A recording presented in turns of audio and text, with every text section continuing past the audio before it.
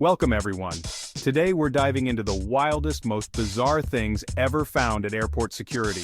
Get ready for stories that will make you feel better about that time you forgot a water bottle in your bag. We all know the stress of airport security, but these finds go way beyond a simple mistake. These are the "what were they thinking" moments that redefine bad packing. So if you thought losing your toothpaste was bad, buckle up. This is going to be hilarious. Let's get started. Let's kick things off with a classic. Someone actually tried to bring a chainsaw through airport security. Yes, you heard that right. Of all the things you could possibly pack for a flight, a chainsaw is probably at the very bottom of the list for most people. But, apparently, not for everyone. And to be clear, this wasn't a toy or a novelty item. This was a real gas-powered chainsaw, the kind you'd use to take down a tree or clear a forest path. Who packs a chainsaw for a flight? Were they planning to do some in-flight landscaping? Or maybe just wanted to be prepared for a sudden burst of yard work at 30,000 feet? The mind truly boggles at the possibilities. Imagine the TSA agent's face when they opened that suitcase. Probably a mix of disbelief and concern.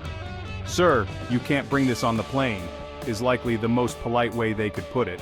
And the traveler, perhaps genuinely confused, might reply, "But what if I need to trim the hedges at my Airbnb?" You have to wonder what was going through their mind when they packed it. The sheer confidence it takes to walk up to airport security with a chainsaw in your luggage is honestly impressive. It's not the kind of thing you can just slip by unnoticed. It's not exactly something you can hide in your sock or tuck away in a shoe. This is a full-sized, noisy, gas-powered tool. Did they think it was a hairdryer? Or maybe just another harmless household appliance? The logic is hard to follow, but it certainly makes for a good story. Maybe they just glanced around their garage while packing and thought, "You know what? I might need this. Better safe than sorry." Or maybe it was just a last-minute addition, right next to the socks and toothpaste. And believe it or not, this isn't even that rare. People try to fly with all sorts of power tools all the time. Drills, saws, even leaf blowers have made appearances at security checkpoints. You almost have to admire the optimism, or maybe it's just pure forgetfulness. Either way, it's a story that both the traveler and the TSA agent will probably be telling for years. But here's a tip for all you would-be lumberjacks out there. If it can cut down a tree, it definitely can't fly with you in the cabin or even in your checked luggage.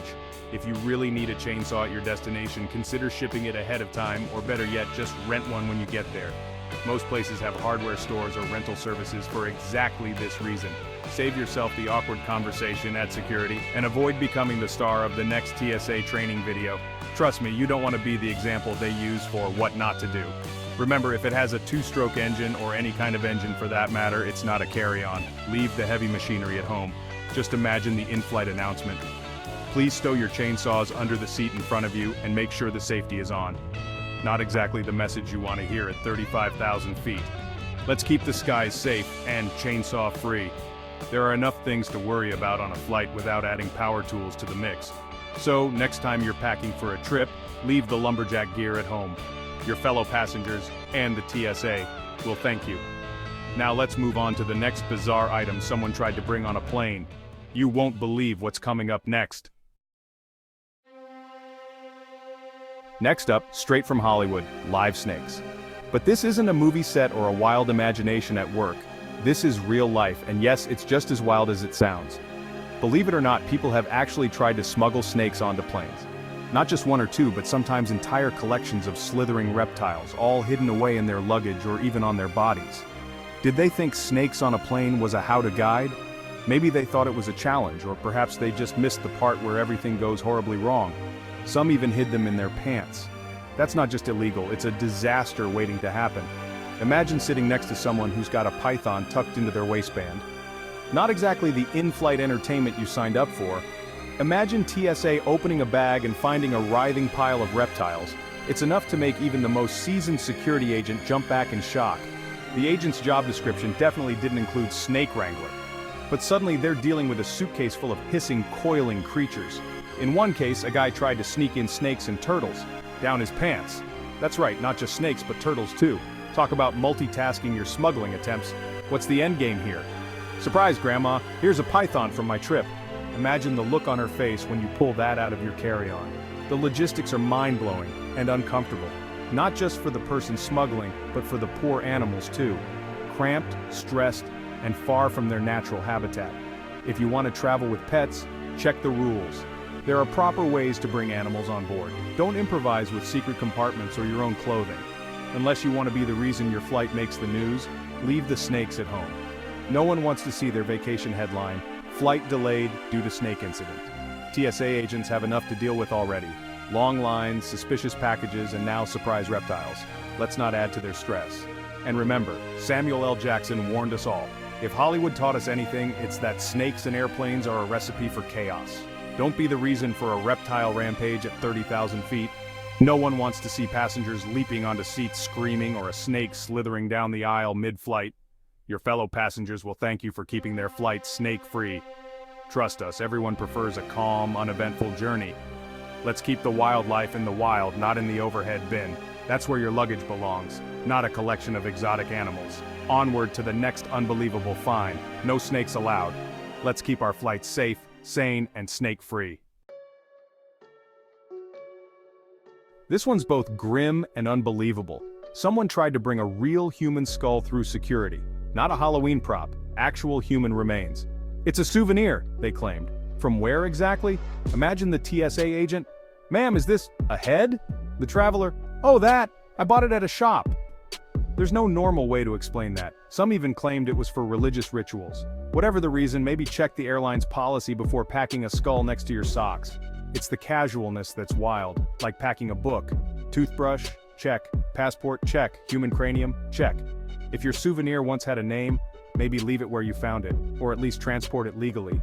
The TSA and your fellow passengers will appreciate it. Let's keep the skeletons out of our suitcases. There are better ways to remember your trip. Next time, stick to snow globes. On to the next oddity, no bones about it.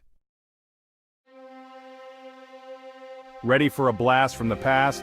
Well, buckle up because this story is about to take you on a wild ride through history and airport security. Picture this. Someone, perhaps a history buff or just a very ambitious souvenir hunter, tried to bring a cannonball through airport security. Not just any cannonball, but an actual antique cannonball, one that could very well still be explosive, depending on its age and condition. When questioned, the traveler insisted, "It's a collectible," as if that would magically make it safe to fly. But the TSA wasn't buying it. To them, it wasn't just a quirky piece of history, it was a weapon, plain and simple. The situation escalated quickly. The bomb squad had to be called in. The terminal was partially evacuated and flights were delayed. All of this chaos, just for a souvenir that belonged in a museum, not an overhead bin. You have to wonder, did this person dig it up themselves, maybe while metal detecting in a field, dreaming of buried treasure? Or did they buy it from a street vendor who shrugged and said, "It's probably not live," as if that's reassuring? Either way, that's a risk no one wants to take in the overhead bin, right next to their laptop and snacks. Airlines are strict about baggage weight, and for good reason. Safety comes first. But this traveler tried to check in a 30-pound iron ball claiming, "It's my personal item." Imagine the look on the agent's face. Sure, if your personal item is a piece of artillery from the 18th century. That's not exactly what the airlines had in mind. If your souvenir could sink a ship or was once fired in a naval battle, it definitely can't fly commercial. Take a picture, buy a replica, or pick up a model ship instead. But whatever you do, don't pack real ordnance in your suitcase. It's not just a rule, it's common sense. You'd think this would go without saying, but apparently, some travelers need a reminder. Let's keep the history where it belongs, in museums, behind glass with a "Do Not Touch" sign, not rolling around in your luggage. TSA agents already have enough to worry about, from forgotten water bottles to oversized shampoo. Let's not add cannonballs to their list. Don't be the reason for a terminal evacuation, emergency alarms, and a story that makes the news for all the wrong reasons. Next time you want to bring home a memory, stick to postcards, magnets, or maybe a keychain. Leave the cannonballs to the pirates in the museums. They know how to handle them. Onward to the next spicy story. And remember, no explosives, please. Let's keep the drama on the ground, not in the air. History is fascinating, but it doesn't belong in your carry-on. There are better ways to share your love of the past. Let's keep the skies safe for everyone and leave the heavy artillery to the history books. This one's not dangerous, but it's hilarious. Someone tried to bring 50 bottles of hot sauce through security, not travel-sized, full bottles. Clearly they feared bland airplane food more than TSA. The liquid limit? That's cute, they thought. Their bag must have sounded like a maraca with every step. TSA opens it. Wall of hot sauce. Sriracha, Tabasco, Cholula, maybe even some rare brands. Were they planning a mid-flight tasting party? Or just really worried about the food at their destination? This is someone who's been burned by bland meals before. 50 bottles might seem excessive, but to them, it was survival. TSA. Sir, you can't bring all this liquid. Traveler. It's not a liquid, it's a lifestyle. You have to respect the dedication. While they lost the battle at security, their legend lives on. Maybe just pack a few pepper packets next time. Let's salute this spicy hero, and move on. Remember, flavor is important, but so are the rules. Next up, something even stranger. Now for the truly strange, taxidermy in your carry-on. People have tried to bring stuffed raccoons, squirrels, even a beaver. Not teddy bears, real, preserved animals. Imagine sitting next to someone who pulls a taxidermy squirrel from their bag. 3 hours of awkward eye contact with a glassy-eyed rodent. The X-ray must be terrifying for TSA. Is that a raccoon? Nope, just Rocky, my travel buddy. The excuses are wild. He gets anxious if I check him. Or, it's a gift from my aunt. In one case, someone had a full-sized beaver posed with wood. Where do you even put that? Overhead bin, its own seat, it's just so impractical. If you love taxidermy, great, but maybe let your collection stay home. Ship it, drive it, or leave it to guard the house. Your fellow passengers and TSA will thank you. Let's keep the wildlife at home, not in the cabin. There are better travel companions than a stuffed badger. Next time, stick to plush toys. On to our final froggy tale. Last but not least, someone tried to fly with a bag full of live frogs. Yes, frogs, dozens of them.